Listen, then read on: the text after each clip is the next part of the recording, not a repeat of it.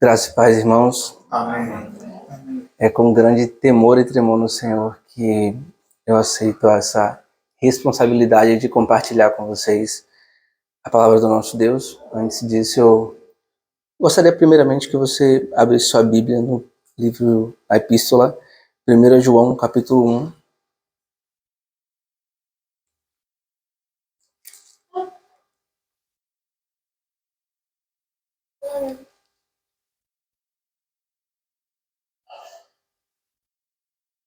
Primeiro João, capítulo 1, do versículo 5 ao versículo 7.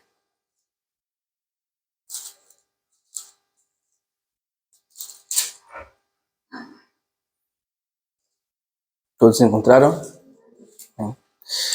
Diz o seguinte: a mensagem que dele ouvimos e que anunciamos a vocês é esta: Deus é luz, e não há nele treva nenhuma. Se dissermos que mantemos comunhão com ele e andarmos nas trevas, mentimos e não praticamos a verdade.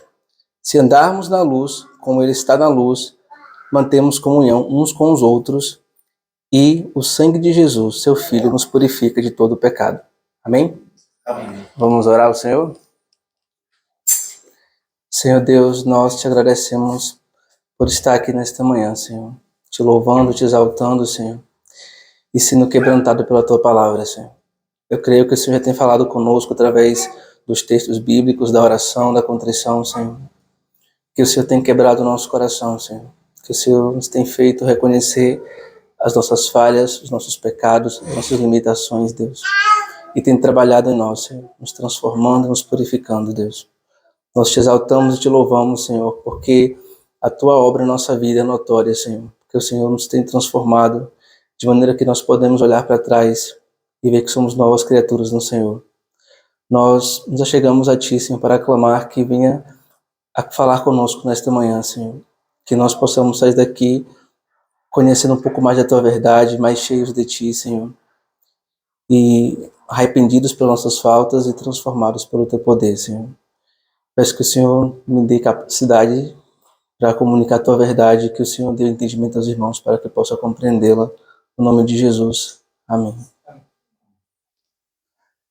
Irmãos, essa epístola de João, né, a primeira epístola, ela é uma das cartas ou epístolas chamadas de gerais. Isso quer dizer que não é direcionada a uma igreja específica. A gente vê muito isso em Paulo, né?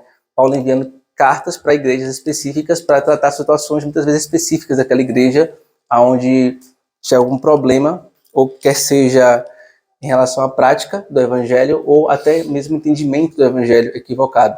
Então, Paulo enviava cartas para corrigir essas pessoas acerca dessas coisas. Mas esta carta de João, por exemplo, é uma epístola geral. Isso quer dizer que ela é direcionada a toda a igreja, universalmente falando, né? Não é para uma igreja local em si, ou para uma debilidade de uma igreja local, mas para que toda a igreja, universalmente falando, conheçam estas coisas que ele escreveu nesta carta. E alguns propósitos principais dessa carta, e um deles é expor para aqueles irmãos, né, ou para nós também, a natureza de Deus. Só nesse livro de 1 João, nessa epístola, a gente vai ver duas características muito importantes sobre a natureza de Deus, que é que Deus é luz, que a gente vai ler hoje, e a outra que Deus é amor. Então, a gente vai trabalhar hoje essa questão da definição de que Deus, ele é luz, né? Especificamente isto. Já iniciando aqui, nesse versículo 5, a gente tenta fazer uma exposição, a mensagem que dele ouvimos. A primeira coisa que a gente tem que ter em mente aqui é que nós não descobrimos Deus, ou João não descobriu Deus, ou alguém pode descobrir Deus, senão que Deus, ele mesmo se revela a nós. Nós vemos lá no capítulo 1, versículo 19 em diante de Romanos, que o que de Deus se pode conhecer, ele lhe manifestou.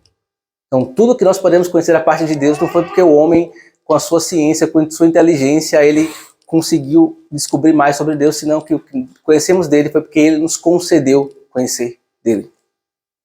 Então, nós não conhecemos Deus, nós não descobrimos Deus por conta própria. Mas se ele se revelar, nós verdadeiramente podemos o conhecer. Então, nós vemos que Deus ele se revela também na natureza. A gente já viu aqui, já estudou aqui, a gente já leu aqui em 1 Romanos um texto de que Deus se revela na natureza também. Só que essa revelação de Deus na natureza, ela não nos comunica a sua essência, quem Deus é, profundamente. Ela dá uma ideia de que existe um Deus poderoso que criou todas as coisas, mas não diz quem é exatamente esse Deus. E nós não conhecemos como conhecemos as Escrituras.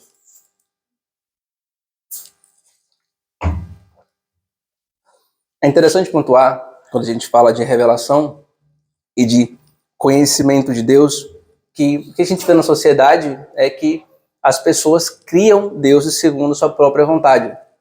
Então, eu queria que você pensasse comigo aqui, ou até respondesse para você mesmo. O Deus que as pessoas que estão aí fora, que eles dizem que creem, eles falam que, se você perguntar para as pessoas aí fora, você crê em Jesus?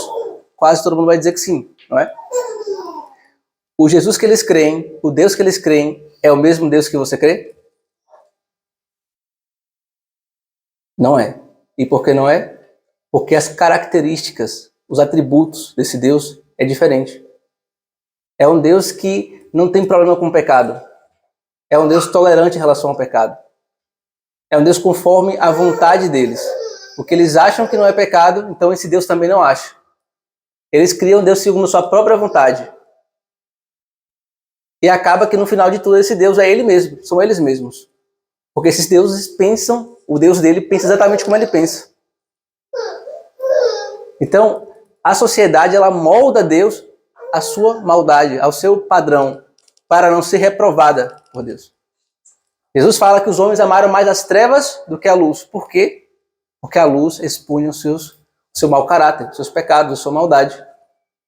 Então a sociedade cria Deus segundo sua própria vontade, segundo seu próprio desejo.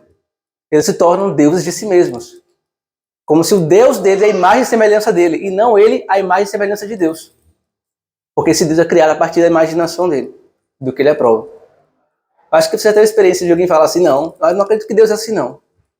Já teve? Deus não é assim, não.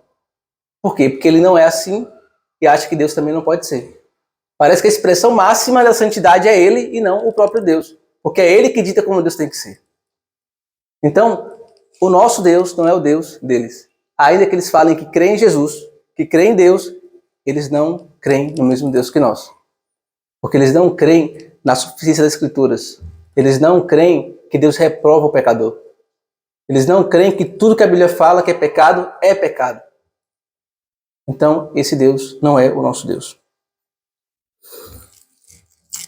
Então, quem é o nosso Deus? Né? João vai falar sobre essa revelação de Deus. Vai dizer quem é o nosso Deus. Nesse versículo 5 ainda, esse evangelho que João anuncia, ele ouviu do próprio Cristo, do próprio Jesus. Porque nenhum homem, por sua capacidade, como a gente já falou aqui, poderia por si mesmo conhecê-lo ou descobrir o caráter de Deus ou quem é Deus especificamente, ou de maneira mais essencial. Então, o próprio Jesus teve que vir à Terra para poder revelar quem é Deus. O próprio Jesus.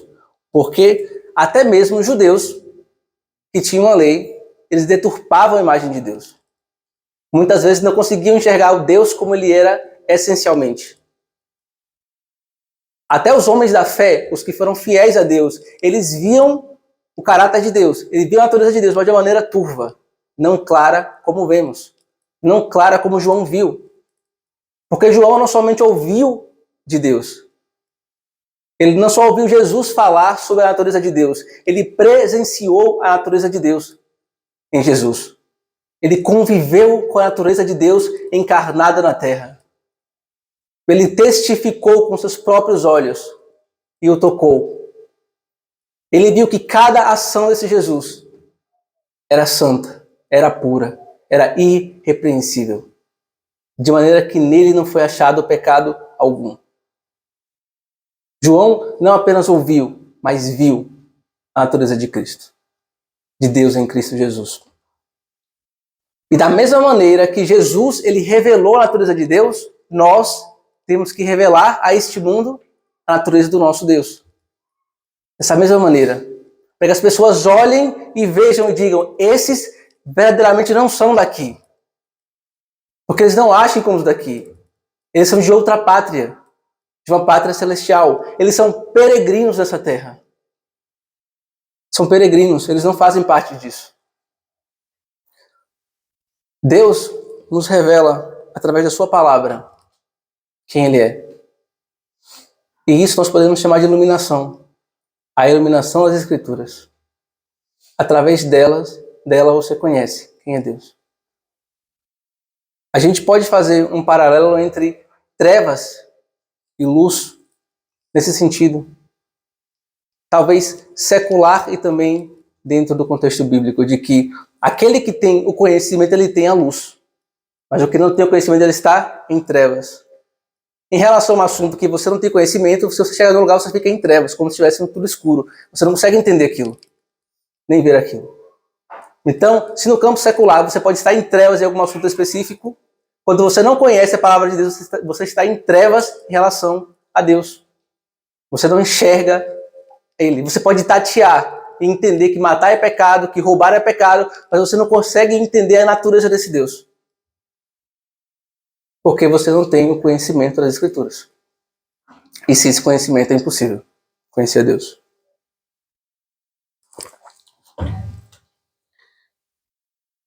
Ademais disso, é importante entender que as Escrituras, elas nos conduzem a esse conhecimento de quem é Deus, do seu caráter, do seu amor, da sua misericórdia. Mas esse conhecimento ele não pode ser teórico, ou apenas teórico. Nós temos que ser arautos da verdade e proclamar esse conhecimento, propagar essa luz, para que as pessoas não estejam mais em trevas em relação a este conhecimento da palavra. De entender que são pecadoras, que estão sendo conduzidas ao inferno, ou caminhando para o inferno, e que há um Cristo, que Jesus morreu por elas e pelos seus pecados. Nós devemos proclamar essa verdade, porque João, assim como ouviu de Jesus, ele anunciou a estes. E o nosso dever também é seguir proclamando e anunciando a natureza desse Deus. Para isso Deus nos chamou. Por que será que quando nos convertemos, nós somos arrebatados e vamos para o céu? No mesmo momento. Porque Deus tem uma missão para nós aqui. Que é louvá-lo, engrandecê-lo, mas também proclamar as boas novas de salvação. Proclamar que o mundo estava perdido e condenado, mas Jesus Cristo veio e pagou pelos nossos pecados, para que pudéssemos ter vida. Então, a natureza de Deus é revelada em Cristo Jesus. E tem que ser também revelada em nós. Nós temos que testificar desse Deus. Esse conhecimento teórico, ele é muito importante. E nós devemos propagá-lo, anunciá-lo, para que todos tenham luz em relação a este conhecimento. Mas esse conhecimento ainda não é o salvífico. Porque é muito e muito possível que você entenda a palavra de Deus, porque ela é racionalmente entendível. Ela é lógica. Nós sabemos que a nossa fé não é fé irracional, é uma fé lógica. De maneira que se alguém examinar as Escrituras de verdade, vai entender que isso é lógico e racional. Vai entender o plano salvífico de que Cristo morreu, pagou pelos nossos pecados. Ele vai entender isso. Mas eu pergunto, é o suficiente? De maneira nenhuma. Esse é o primeiro passo. Temos que ser iluminados pela sua palavra, por esse conhecimento. Mas esse conhecimento, ele acaba em si mesmo, ele é vão. E ele só te leva à condenação, na qual você já estava. Irmãos, nós aqui sabemos, porque prezamos muito pela ortodoxia, o quão importante é ser ortodoxo, o quão importante é pregar a palavra com fidelidade. Mas não é o suficiente. Ainda que preguemos com fidelidade, que ensinemos com fidelidade, que entendamos com fidelidade o que o texto diz, se não vivemos essa palavra, tudo isso é vão. Tudo isso é vão. Estava comentando até com o Mário sobre como Deus age de maneira maravilhosa, em que, às vezes, os doutos, eles entendem a palavra de Deus, eles compreendem a palavra de Deus, mas eles não creem de verdade para a vida.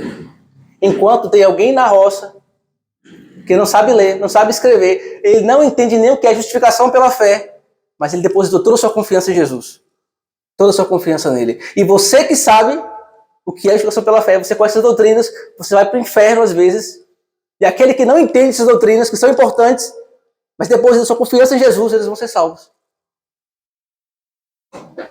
Porque não importa apenas ouvir, mas viver, mas se entregar a Ele, confiar nele. Não adianta que você entenda plenamente como funciona a salvação, ou como funciona qualquer doutrina bíblica, se você não praticá-la. É em vão. Porque o fim delas é a prática. O fim é ser transformado por essa palavra e não resistir a ela. Quando Jesus fala para os discípulos, vocês são limpos ou lavados pela palavra que vos tenho dito, que vos tenho falado, não é simplesmente porque eles ouviram, mas porque este ouvir os colocava na posição de colocar em prática aquilo. Não é apenas ouvir, mas é colocar em prática o que se ouve. Não é apenas crer corretamente, é colocar em prática o que você crê. Então, João, ele pôde contemplar o próprio Jesus, a natureza de Deus na terra, o espelho de Deus na terra. De maneira que não há representação maior que essa de Deus do que Jesus. E João teve o privilégio de conviver com ele. Então, enquanto a verdade, a palavra de Deus, ela ilumina em relação ao conhecimento, o Espírito Santo testifica desse conhecimento. É o Espírito Santo que testifica. Nós estamos em Coríntios, agora não vou me recordar qual o capítulo do versículo, mas que é o Espírito que testifica em nós, porque ele conhece as profundezas de Deus. Só o Espírito de Deus, que conhece as profundezas de Deus, pode em nós operar esse crer. Porque se você perguntar aí fora quantos creem em Jesus, quase todos vão dizer que sim. Então são todos salvos? Porque todos creem? De maneira nenhuma. Porque o nosso crer é um crer diferente. É um crer de se entregar a Ele e confiar nele as nossas vidas.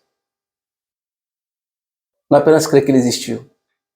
Não é apenas crer que Ele morreu numa cruz como um ato histórico que aconteceu. Mas é entregar-se a Ele totalmente. Não é em partes, é totalmente. Essa verdade que nos ilumina, ela edifica os salvos. Ela nos edifica porque ela nos faz conhecer mais da natureza do nosso Deus. Mais do quanto precisamos melhorar e mudar e ser mais parecidos com Ele. Essa natureza de Deus, através da sua palavra que nos ilumina, ela nos diz qual caminho devemos caminhar. Ela nos aperfeiçoa, ela nos acusa dos nossos pecados.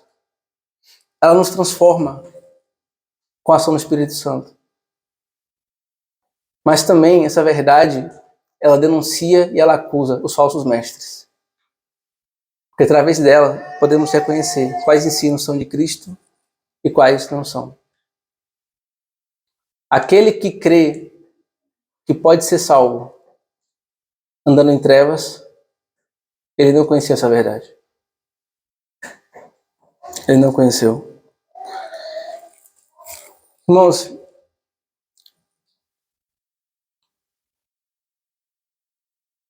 essa verdade ela precisa nos transformar. Ela precisa mudar a nossa vida. Você precisa olhar para trás e verdadeiramente ver e testificar de que você foi transformado, de que você é uma nova pessoa. Isso é conversão. Se você não foi transformado, você não experimentou essa luz ainda. Você experimentou a luz da palavra, do conhecimento. Você não está em trevas em relação ao conhecimento. Mas se sua vida não foi transformada, você ainda não conheceu a luz de Cristo.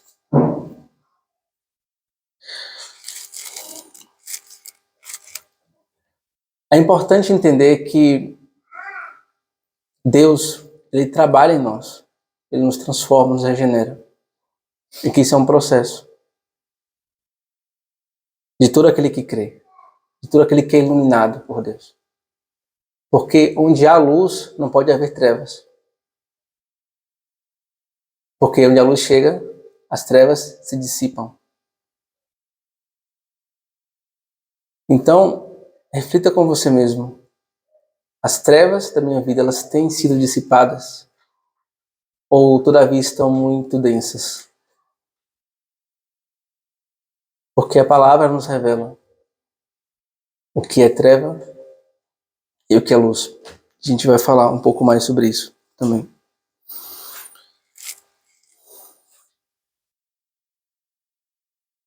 O que significa que Deus é luz?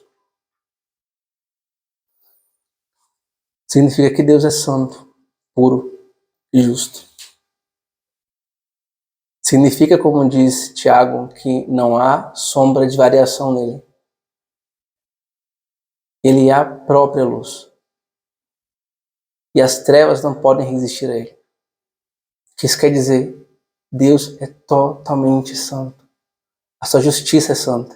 O seu amor é santo. A sua bondade é santa. Tudo que há nele é santo, santo e santo. E às vezes não compreendemos o quanto isso é grandioso. Ou quanto isso deveria, de alguma maneira, nos atemorizar se ainda não vivemos de acordo com a sua vontade. Porque poderia, pois, o que é santo ter comunhão com o que é profano? De maneira alguma. Em Isaías, não me recordo agora o capítulo, vai dizer que as nossas iniquidades fazem separação entre nós e o nosso Deus.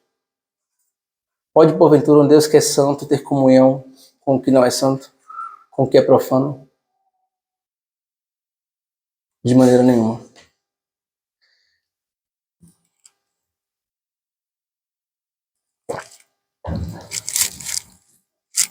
Então, Deus, Ele é luz. Eu quero destacar algumas coisas em relação a isso. A primeira é essa, de que o que significa que Deus é luz? É que Ele é totalmente, plenamente santo. Plenamente santo. E eu acho que esse exemplo de falar em porcentagem é algo interessante. Porque isso nos faz entender um pouco melhor o quanto Ele é santo. Deus é 100% santo. 100% justo. Então, quero que você entenda o quanto Ele é justo. Imagine que, porventura, alguém quer assassinar um parente seu, que está na sua casa. Essa pessoa chega na sua casa e fala, fulano está aí? E você responde, não. Você mentiu pro bem da pessoa, não foi? Para que seu parente não morresse. Não é? Você acha que para Deus é pecado ou não é? Continua sendo um pecado, não é? Por quê? Porque Deus é 100% santo, 100% justo. De maneira que, se ele deixar esse pecado passar, ele continua sendo 100%? Seria 99 ponto alguma coisa, né? Você entendeu? O quanto Deus é santo e justo? Diante dele não passa absolutamente nada. Ele é totalmente, plenamente santo e justo. Não há maldade nele. Nenhuma.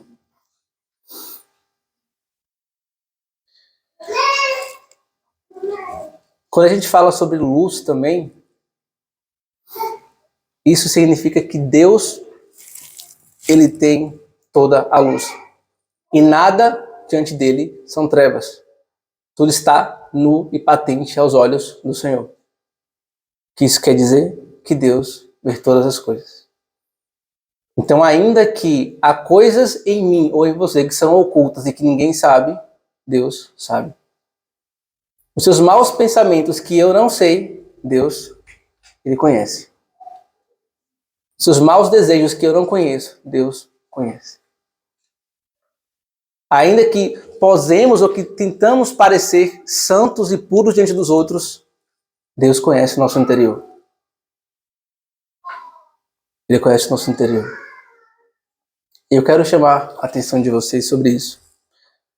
Porque no versículo 2 vai dizer que se dissermos que mantemos comunhão com Ele e andamos em trevas, mentimos. Só que eu quero que você atualize talvez hoje, se você ainda não tem essa compreensão do que é andar em trevas. Porque o nosso mundo ele vive de uma maneira tão desgraçada, tão miserável e tão profana que a nossa régua ela vai mudando também, a régua do cristão. De maneira que coisas que eram abomináveis antes começam a ser mais toleráveis hoje. E outras que até nem pecado são considerados mais. Eu quero que você entenda que quando o apóstolo João fala sobre andar em trevas aqui, ele não se refere apenas a matar, roubar, estuprar e adulterar. Porque parece que alguns crentes entendem que se eu não mato, não roubo, não estupro, não adultero, então eu já sou santo. Não é assim? Muitos acham que é o suficiente. Eu pergunto para vocês, quantas pessoas que não são cristãs também não fazem isso? Ainda que o mundo seja perdido, há muitas pessoas aí fora que não compactuam com isso. Então somos iguais a eles? De maneira nenhuma. Nossa moral, Jesus fala aqui, que se a moral de vocês não excederem a dos escribas e dos fariseus, de maneira nenhuma herdarão o reino dos céus. De maneira nenhuma. A nossa moral tem que ser muito mais elevada que isso. Eu quero que você esquadrinhe o seu coração. Porque o apóstolo João vai falar mais tarde aqui. A gente não vai falar sobre isso hoje, mas se alguém acha que não tem pecado, esse é mentiroso. E às vezes você pode achar que não tem pecado, ou que seus pecados são muito pequenos, que são irrelevantes. Não existe pecado irrelevante diante de Deus. Não existe. Não ache que porque você não comete esses pecados que são atrocidades para a sociedade que você é santo. Porque não é o suficiente. Não é o suficiente. Salmos 139, versículo 7. Quero que vocês abram comigo.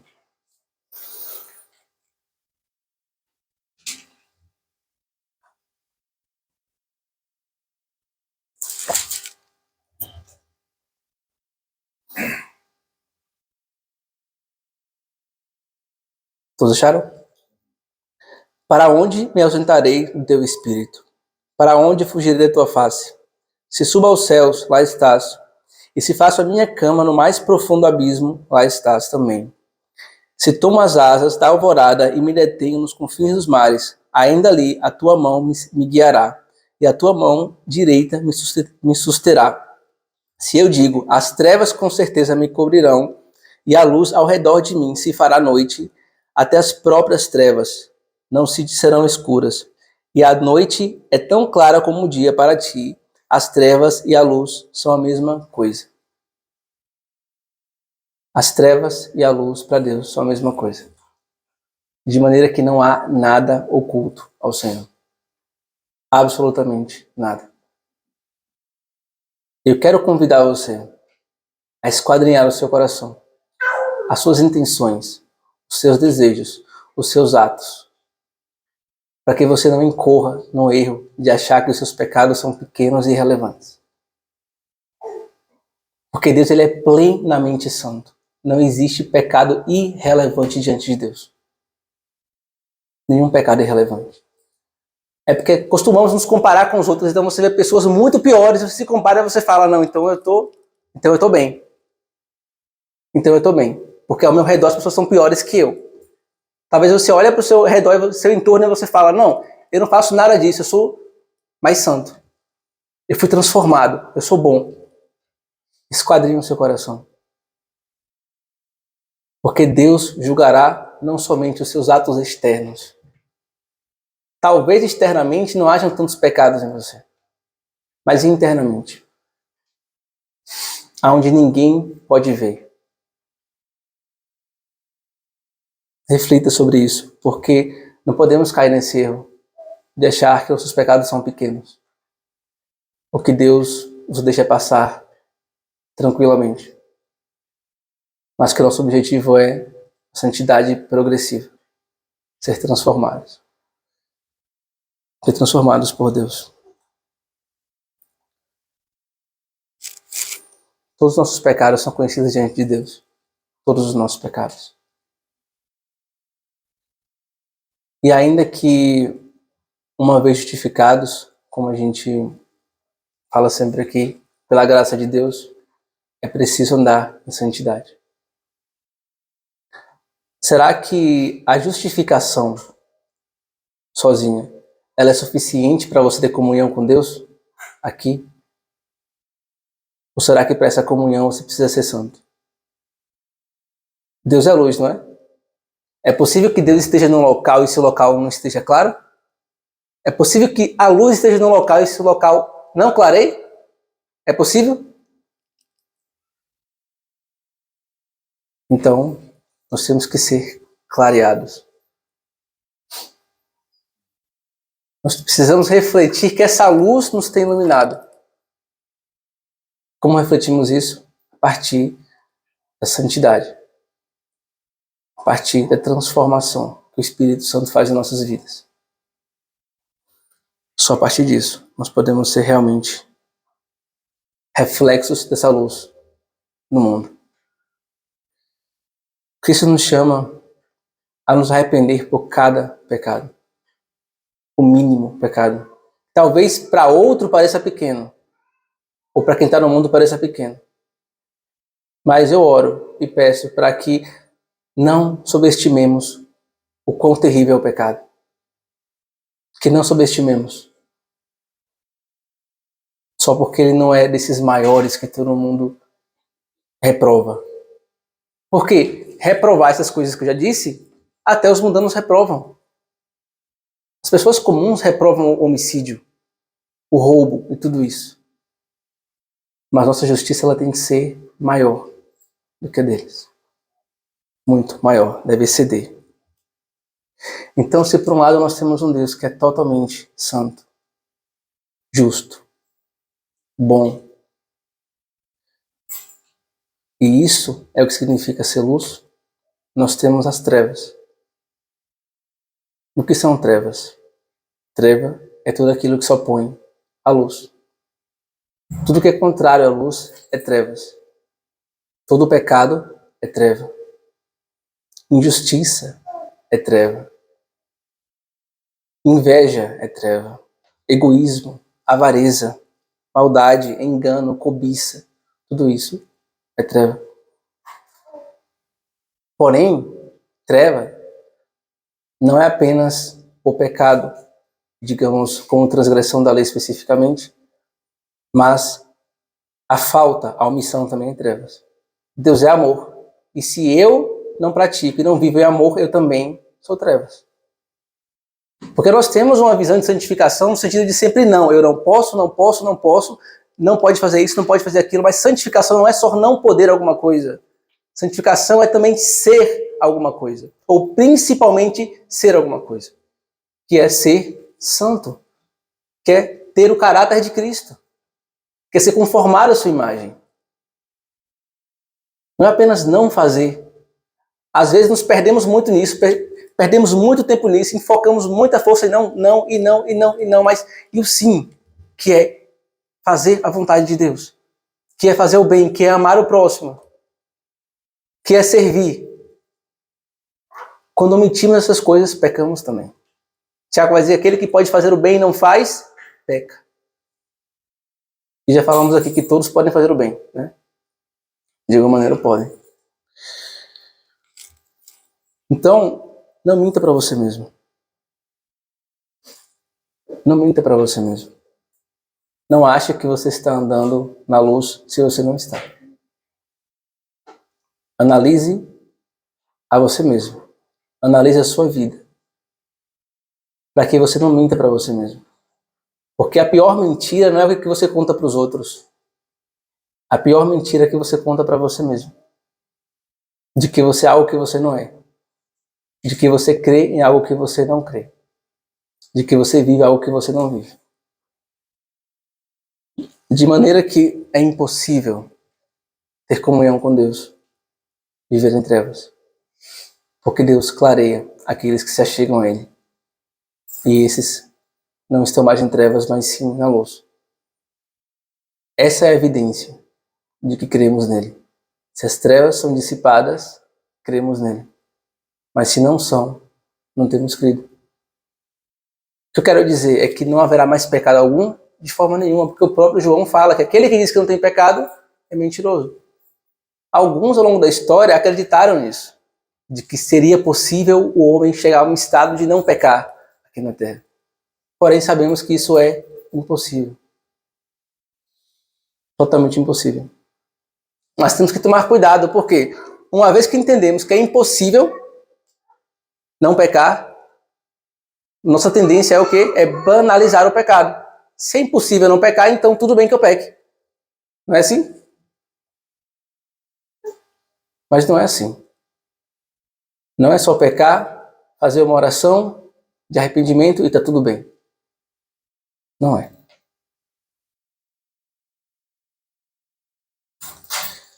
Nós fomos chamados para viver em retidão, para ser transformados. Essa luz, ela deve brilhar em nós de tal maneira que os homens vejam, que as pessoas vejam, que refletimos o caráter de Deus. Para que nós entendamos que o pecado não pode ser subestimado. Ele nos afasta de Deus. Eu quero citar novamente a frase que eu citei aqui na quinta-feira, mas dessa vez eu vou reviver ele. Do pastor Atilone, de que nós oramos para ser santos e nos santificamos para orar, que é um processo conjugado em si mesmo, que se retroalimenta. Porque nós não podemos ter comunhão com Deus em santidade. E não podemos ser santos se Ele não nos santificar também. Então, nós precisamos entender que isso tudo é um processo e que isso se retroalimenta. E que não podemos banalizar o pecado.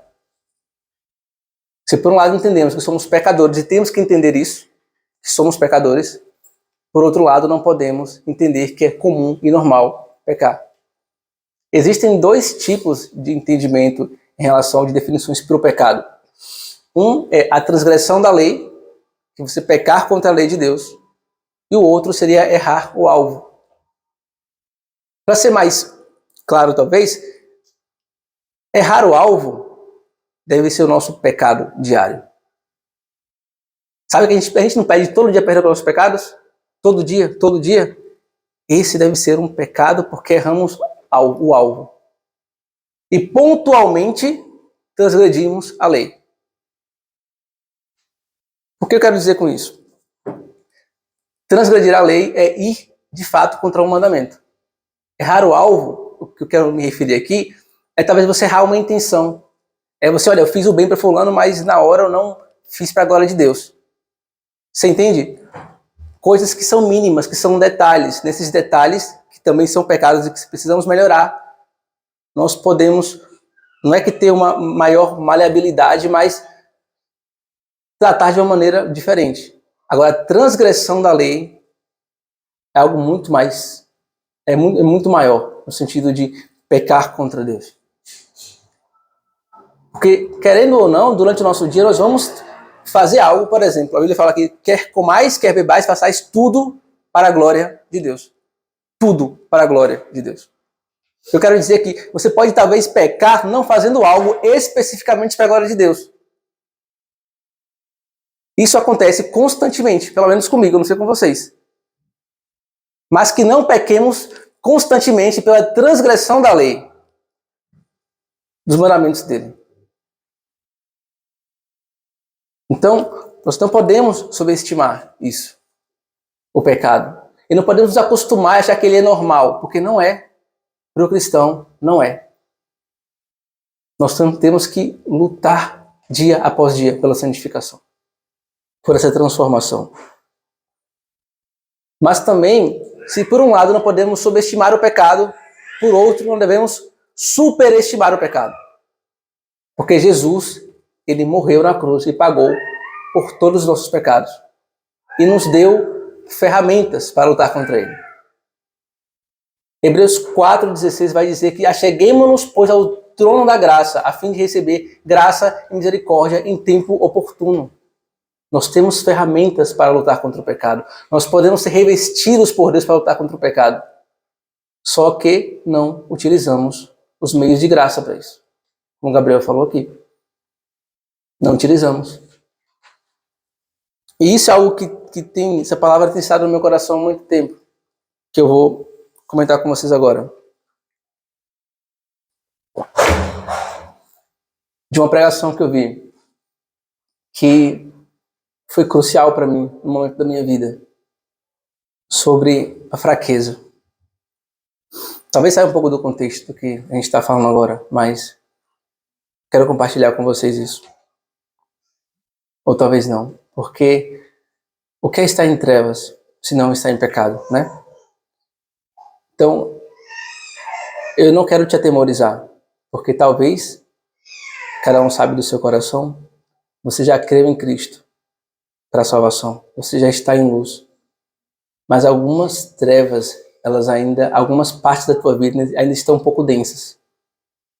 E precisam de luz.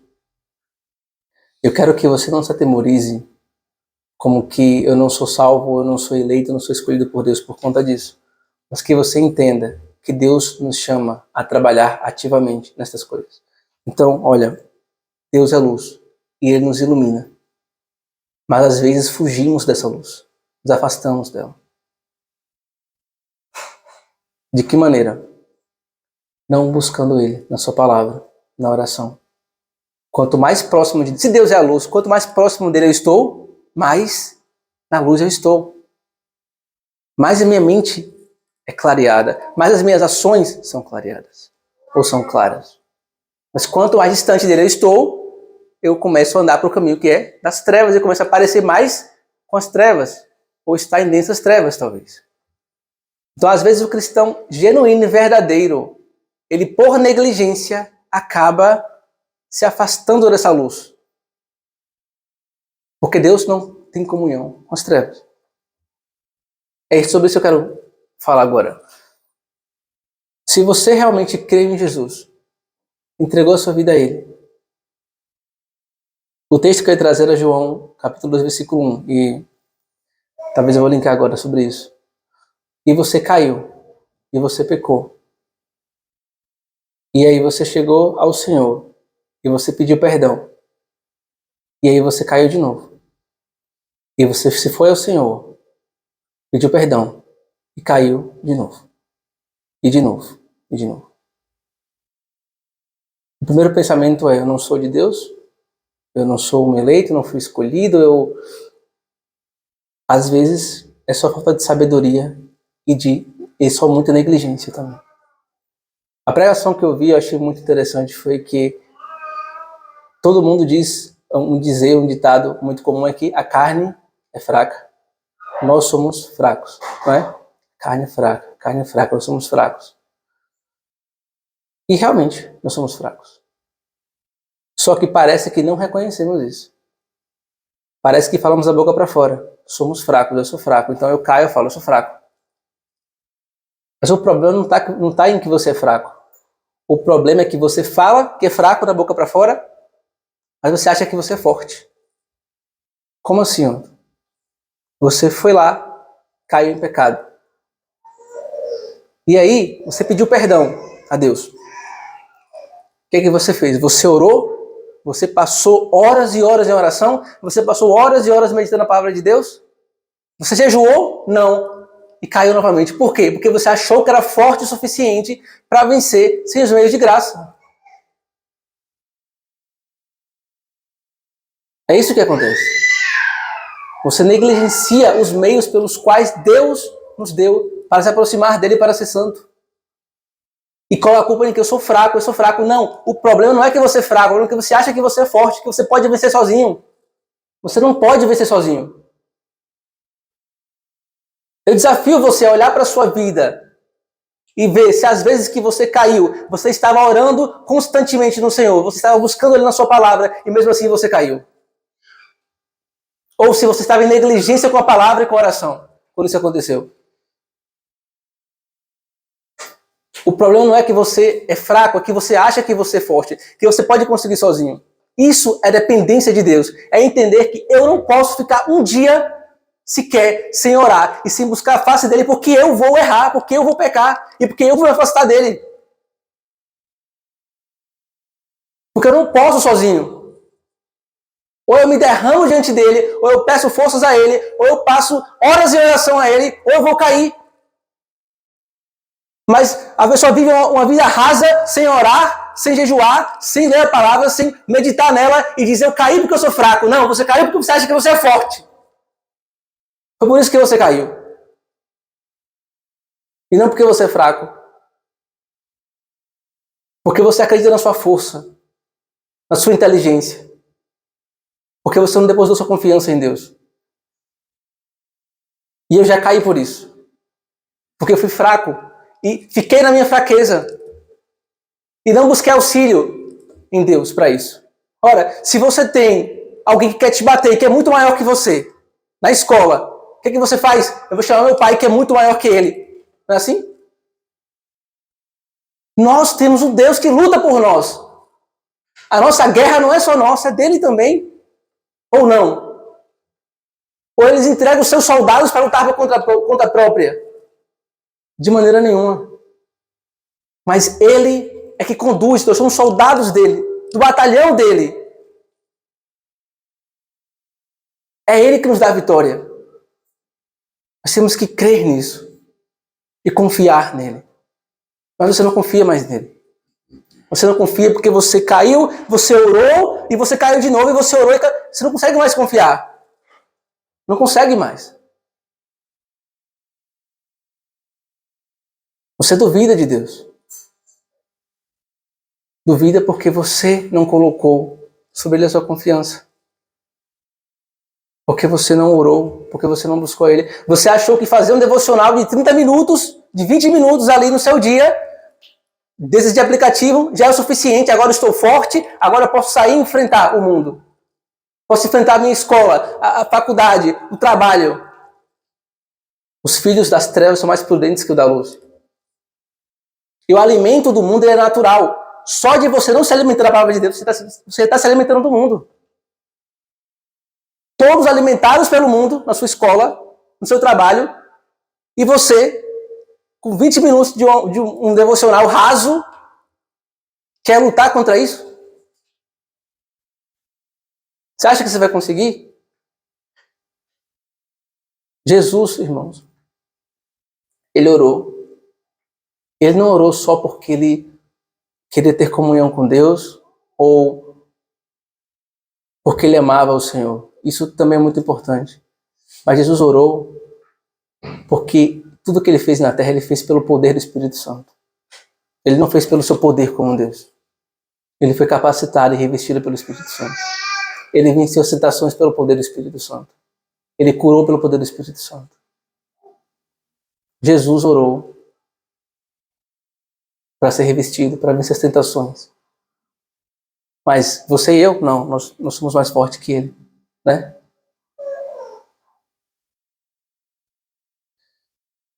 Irmãos, temos que entender, não podemos vencer sozinhos.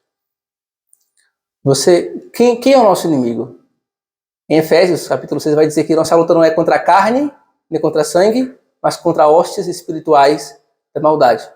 É contra Satanás e seus demônios. Você acha que você é mais forte que o diabo? Você acha? Não somos, de maneira alguma. Você acha que você é mais forte do que os demônios? De maneira nenhuma, você não é. Eu não sou. Mas nós temos um Deus que é muito, mas muito mais forte. Então, se eu sou fraco e tenho um inimigo que eu não posso vencer, eu recorro a quem pode vencer. E quem pode vencer? O nosso Deus. O nosso Deus pode vencer. Eu quero te convidar a não ficar na sua fraqueza. A sair dessa vida rasa com Deus. Nós conseguimos hoje viver um cristianismo sem Deus, sem Jesus. Em que não nos relacionamos com Ele. Gente, A palavra de Deus não deve de modo algum ser negligenciada, de maneira que você tem que estudar ela diariamente. Diariamente. Estudar, se aprofundar nela. Mas se todavia, não estou concordando com isso, mas se todavia você não fizer, você tem quinta-feira aqui o estudo bíblico, você tem domingo aqui a pregação, a palavra, e você vai ser edificado pela palavra. Mas ninguém vai orar no seu lugar. Ninguém vai ter comunhão com Deus no seu lugar. Ninguém vai te fortalecer senão você mesmo em Deus. Não tem como terceirizar a oração. Ainda que você peça para que alguém ore por você, não é a mesma coisa. Alguém orando por você não vai gerar comunhão entre você e Deus. Isso é impossível. Não vai te fortalecer para que você vença o pecado. Essa oração pode te conduzir, alguém orar por você e te conduzir a você orar e buscar a Deus. Mas você não pode ser fortalecido simplesmente e conseguir vencer o pecado porque alguém orou por você. Não funciona assim. Não funciona assim. Então, você peca, aí você cai. Você cai, você se arrepende. Aí você volta e cai de novo, se arrepende de novo. E cai e se arrepende de novo. E aí você pensa, eu vou desistir. Ou você pensa, o que é mais comum de acontecer é que você cai e você erra. Você pede perdão e você volta. Aí você cai de novo. O que é que você faz? Você diz, não tem jeito. Deus não é bobo. Eu toda hora caio na mesma coisa. Eu peco o tempo todo, ou então outros pecados, mas como é que Deus vai simplesmente me aceitar de volta assim? Deus não é uma máquina de perdão para me perdoar o tempo todo. Não é o que vem na sua cabeça? Eu sou indigno, eu não posso, do nada, agora me chegar a Deus e como se nada tivesse acontecido. Não é esse sentimento que se sente? De que você é indigno, de que você não merece voltar a Ele, de que você não merece pedir perdão? É esse sentimento que sentimos. Quando você cai, quando você erra, não mereço. Mas eu pergunto para você, você merecia antes do pecado? Você nunca mereceu. Você nunca mereceu o favor de Deus. E quando isso acontece comigo, eu só lembro de uma passagem que Pedro fala, para onde iremos se só tu tens palavra de vida eterna? Errei, pequei contra o Senhor. O que eu vou fazer? Para onde eu vou se só há um caminho? Eu me achego a Ele e peço, Senhor, me perdoe pela minha falta, pelo meu pecado contra Ti. Me perdoe. E Ele estará lá para me perdoar. Certamente estará. Certamente estará. Mas eu não posso tornar isso uma brincadeira. Porque quando eu negligencio os meios de graça, eu vou fazer com que isso aconteça o tempo inteiro. O tempo inteiro voltando e caindo, e voltando e caindo. E isso se torna escândalo para o Evangelho. A sua fé fica uma fé débil, uma fé fraca. Deus, Ele nos chamou para ser santos. Irmãos, orar. Eu sei que muitas vezes orar parece algo difícil, algo chato, algo doloroso. E eu sei, eu muito bem sei disso. Muito bem sei disso. Porque eu já lutei para manter vida de oração e desisti muitas vezes e muitas vezes retrocedi para manter a vida de oração. Mas entenda que orar não é um martírio. Orar é um privilégio que Deus nos dá. É um privilégio que Deus nos dá. Do qual devemos usufruir, nos alegrar e glorificar a Ele por ter esse privilégio. Muitos queriam ter o privilégio que nós temos. Nós temos acesso direto ao Pai. Quando você olha para a antiga aliança, que eles não tinham esse acesso que nós temos hoje. Ao trono da graça. E nós temos. E nós o desprezamos. O desprezamos. Jesus nos deu esse acesso. O véu do templo foi rasgado. E nós desprezamos esse acesso. Nós não damos valor a ele. Não é fácil. Não é fácil começar nada. Não é fácil começar nada. Se você está buscando uma profissão nova, não é fácil começar. Um curso novo não é fácil começar. Nada no seu início, ou quase nada, é prazeroso. Para analisar todas as coisas que você começou na sua vida, academia talvez. É prazeroso no começo? Você fica todo dolorido, 15 dias ou quase um mês sentindo dor. É prazeroso no começo? Não é. E depois de 3 meses é prazeroso? Sim. Não é? A oração é a mesma coisa. Não acha que você vai simplesmente orar e da primeira vez vai ser prazeroso. Não vai. Vai ser difícil, vai ser tortuoso. Mas persevere. Persevere. O que mais me alegra nisso é porque quando você começa a orar, você não tem o que falar. Você não sabe o que falar. E aí você ora 5 minutos e você pensa, e agora, o que eu faço? Né? O que eu faço? Eu não sei mais o que falar. Não sei mais o que falar. Aí eu lembro o seguinte, que em Romanos, não lembro agora qual versículo, eu sou horrível para lembrar onde está, vai dizer que o Espírito ora por nós com gemido inexprimíveis, porque nós não sabemos como orar, mas o Espírito comunica as nossas necessidades para o Senhor. Eu me recordo de uma experiência que eu tive. Eu estava na casa de um amigo e nós começamos a orar antes de dormir, né? E aí ele orou, terminou e foi dormir.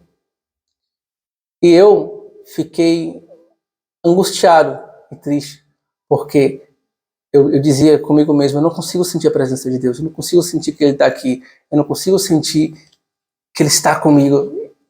E eu senti aquele vazio gigantesco. Aquele vazio gigantesco. Tudo que eu queria fazer era levantar e deixar a oração de lado. Mas eu disse, não vou sair daqui. Eu não vou sair daqui. E eu fiquei a noite inteira, ajoelhado, sem sair uma palavra sequer. Uma palavra sequer. Nenhuma. E amanheceu o dia e nenhuma palavra saiu. Nenhuma. E no outro dia, no dia seguinte, eu senti uma paz no espírito. Algo provindo de Deus de uma maneira sobrenatural. Mesmo que naquele momento eu não saí, mas eu perseverei em oração e certamente o Espírito de Deus que habita em mim orou ao Senhor.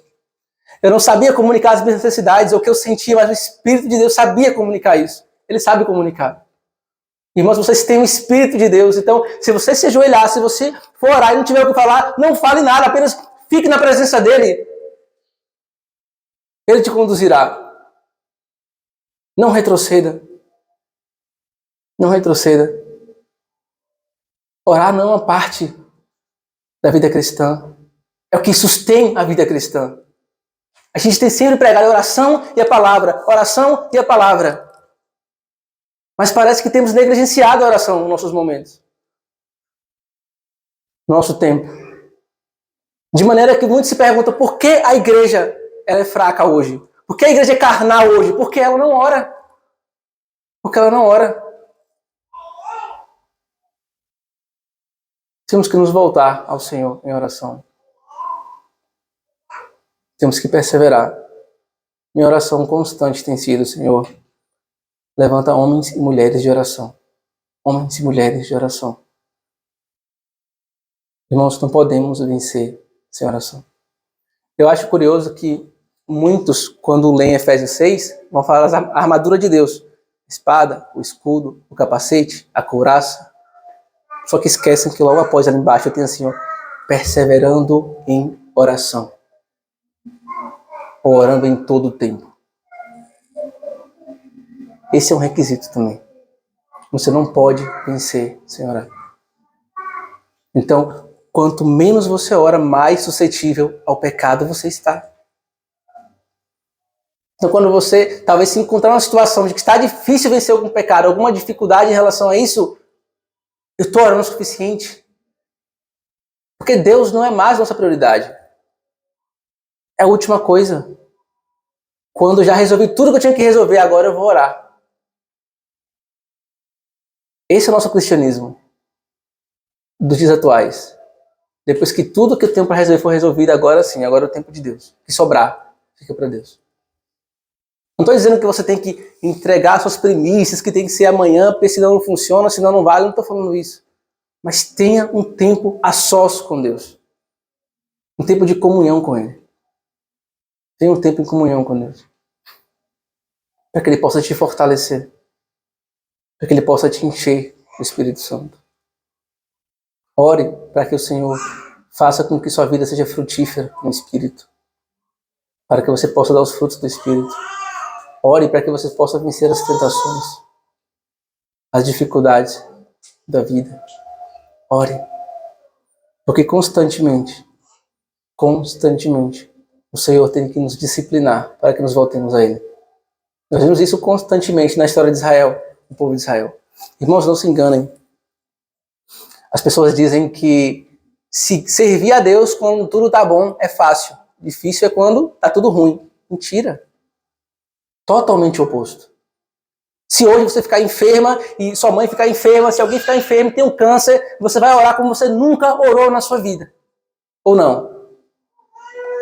Não é? Mas quando as coisas ficam boas, estáveis, você simplesmente esquece que existe um Deus. É por isso que a fraqueza não deve nos afastar de Deus para nos conduzir a Ele. Você acha que nós somos fracos com qual motivo? Por qual motivo?